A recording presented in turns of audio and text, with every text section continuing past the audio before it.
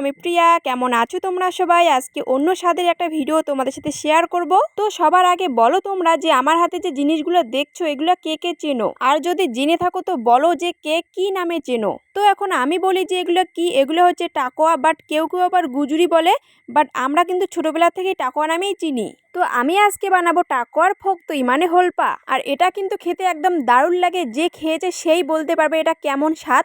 আর কে কে খাওনি অবশ্যই কিন্তু বানিয়ে খাবে। তো প্রথমেই টাকোয়াটাকে একটু ভেজে নিচ্ছি। তারপর দেখো এই যে জিনিসটা দেখতে পাচ্ছ এটাই কিন্তু একদম মেন ফক্তই, এটা ছাড়া কোনোদিন ফক্তই হবে না। তো এখানে জিরা, রসুন আর লঙ্কা আছে। তো দেখো হালকা একটু তেল দিয়ে কিন্তু টাকোয়াটাকে আমি ভেজে নিচ্ছি। দেখো এদিকে টাকোয়াটা আমার ভাজা হয়ে গেছে।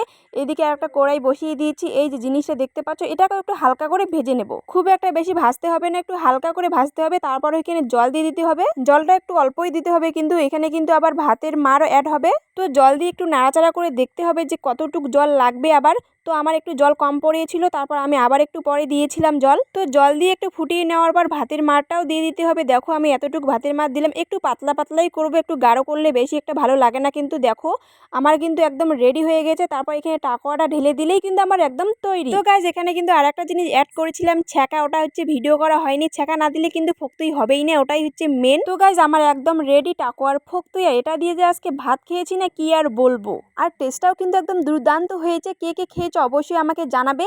আর আমার এই টাকোয়ার ফক্তই এর ভিডিওটা কেমন লাগলো সেটা কিন্তু আমাকে কমেন্ট করে জানাবে। চলো দেখা হচ্ছে নেক্সট ভিডিওতে, চলো বাই।